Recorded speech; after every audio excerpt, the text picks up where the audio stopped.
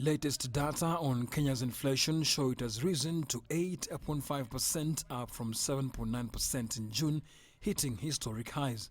This is according to the Kenya National Bureau of Statistics. The soaring prices of food and fuel remain the main drivers. Inflation has distorted citizens' incentive to save, invest and work. Buying of property locally has become costly.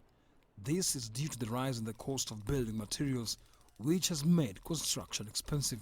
England's obviously a good one for that because it's a small, dense country with a lot of wealth. So it means that it's more straightforward to stimulate that economy.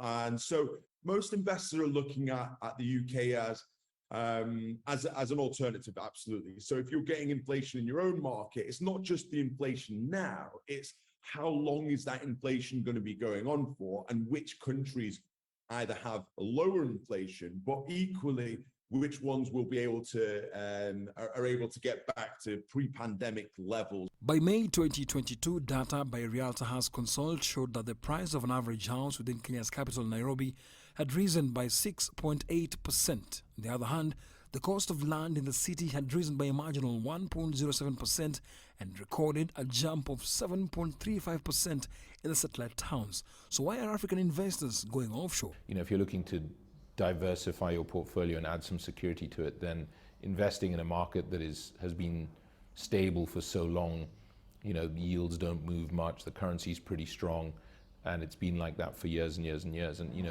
on continental Europe, you have places like Switzerland as well, where a lot of people like to go and put their money because it's so stable.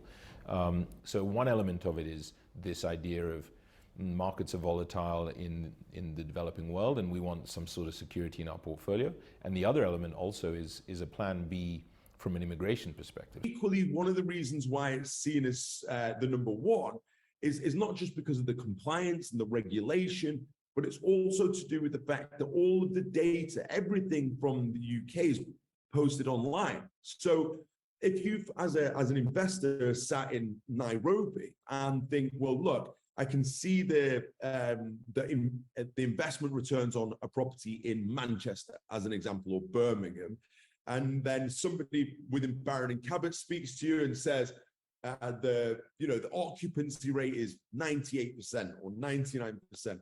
Well, you can go and check that online. We can share these reports. According to Barron and Cabot, among the markets in Africa, Nigeria is the most lucrative. Nigeria has one of the highest inflation levels and high mortgage rates.